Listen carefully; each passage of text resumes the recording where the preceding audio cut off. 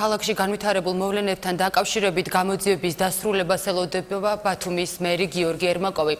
რაც შეეხება მდგომარეობას ქალაქში, მისი განმარტებით ტერიტორიიდან უკვე გაიტანეს დამწვარი ავტომობილები, რომელთაგან ერთი აჭარის უმაღლეს საბჭოს ეკუთვნის.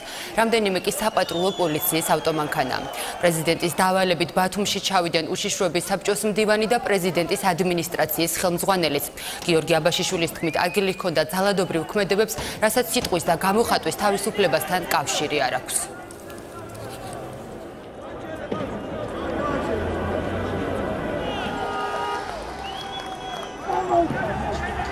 ვითარება სტაბილურია, ეს არის ძალიან მნიშვნელოვანი, რომ მოხდა შეკავება.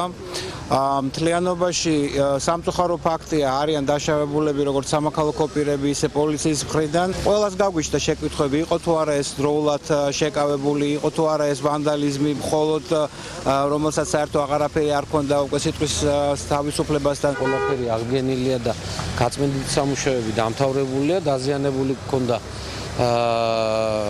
კონტეინერები, სანაგვე, ურნები ჰქონდა, ბოძგინტები, ხედავთ რომ აქ შეგიძლიათ ნახოთ ახალგაკეთებული ტროტუარები, ფილები იქნა ამოღებული საფეხმავლო ბილიკების, როგორც ერთ ბათუმელს და არა როგორც ქალაქის მერ შემიძლია ვთქვა, ეს არის შეიძლება გამოხატო პროტესტი, მაგრამ ეს პროტესტი უნდა იყოს მშვიდობიანი. სიტყვისა და გამოხატვის თავისუფლება არის დაცული, ეს პრეზიდენტმა აღნიშნა განცხადებაში, მაგრამ როდესაც ეს ყველაფერი გადადის ძალადობრივ მოქმედებებში, ცხადია ამას უკვე არანაირი საერთო არ აქვს გამოხატვის თავისუფლებასთან, სიტყვის თავისუფლებასთან და საჭიროებს შესაბამის რეაგირებას სახელმწიფოს მხრიდან. თუ დროის რაიმე ეტაპზე სამართალდამცველთა მხრიდან ჰქონდა რაიმე ფორმით გადაცდომას ადგილი და მეორეს მხრივ თუ თქვათ მომენტიგენთა მხრიდან ჰქონდა ძალადობრივ ფაქტებს ადგილი.